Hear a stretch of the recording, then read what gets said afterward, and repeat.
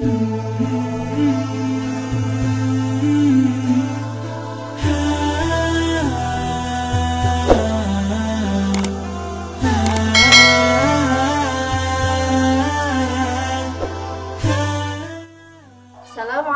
warahmatullahi wabarakatuh.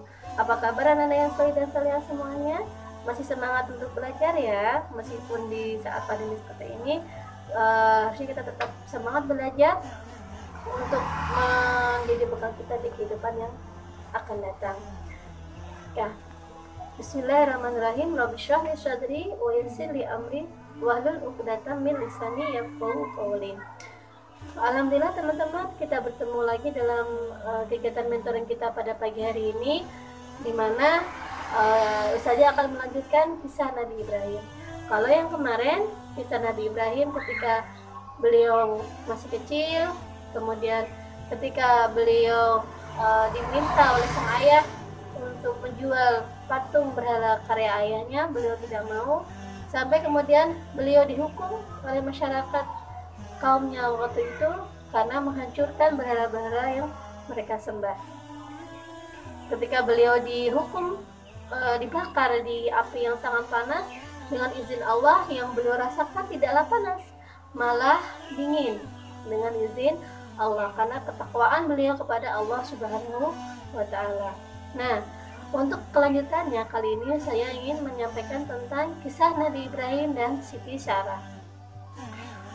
Siti Sarah siapa? Siti Sarah adalah istri Nabi Ibrahim.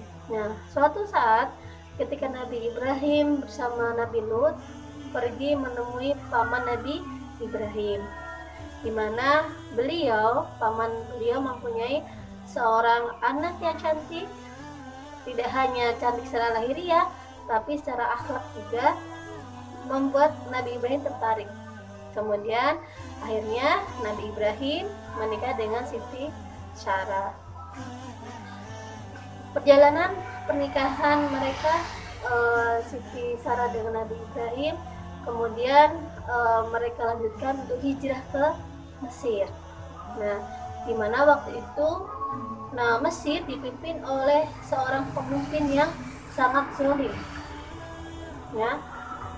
Kenapa zalim? Karena terkenal raja ketika itu adalah raja yang suka dengan wanita-wanita yang cantik, yang nantinya wanita cantik itu akan dimintanya untuk menjadi selirnya.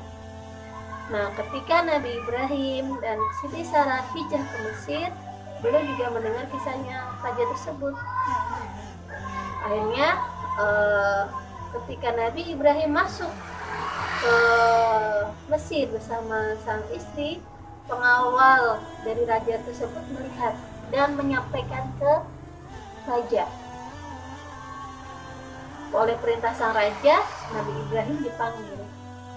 Nah, ketika sebelum Nabi Ibrahim ke istana sang raja, Nabi Ibrahim berpesan kepada Siti Sarah untuk menyampaikan ketika nanti ditanya siapakah dirimu, maka kau adalah saudariku.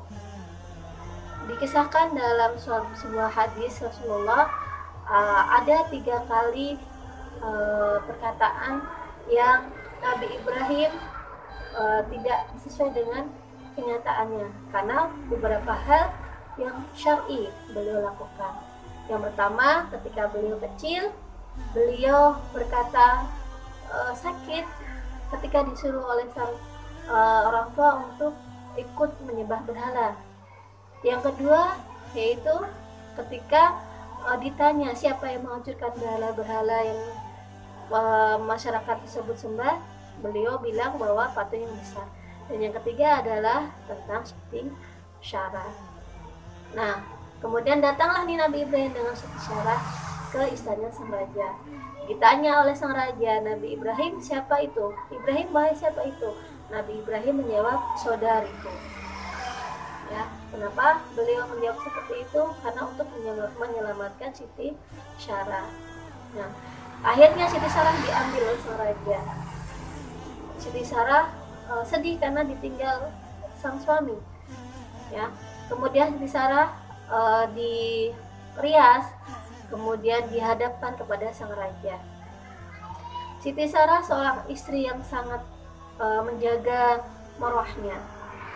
Ketika sang raja mendekati Siti Sarah mengadahkan tangan, kemudian meminta kepada Allah untuk melindungi Siti Sarah. Allah mengabulkan. Ketika sang raja ingin mendekati Siti Sarah, tiba-tiba sang raja merasa tangannya kaku dan merasa tercekik karena ingin mendekati Siti Sarah tadi. Siti Sarah melihat sang raja seperti itu. Di dalam benak beliau berkata, kalau misalkan nanti raja terbunuh, pastilah beliau yang akan disalahkan. Siti Sarah kemudian berdoa lagi kepada Allah untuk melepaskan atau menghilangkan rasa yang dialami sang raja. Tapi sang raja tidak mau berhenti untuk mendekati Siti Sarah.